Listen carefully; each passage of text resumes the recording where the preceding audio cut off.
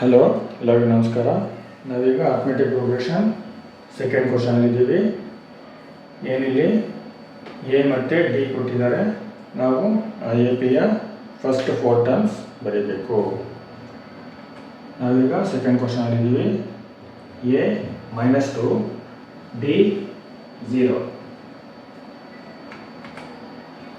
A1 first term -2, second term a plus d, -2 plus 0, -2 ಆಗುತ್ತೆ. Next third term a plus 2d, -2 plus 2 into 0, 2 into 0, 0 plus -2, -2 ಆಗುತ್ತೆ.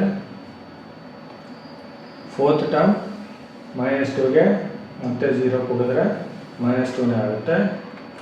ಇದರ A P difference, common difference 0 ಅಂದಮೇಲೆ first term ಏನಿರುತ್ತೋ 4 term ಅದೇ ಬರುತ್ತೆ. -2, -2, -2, -2. Thank you.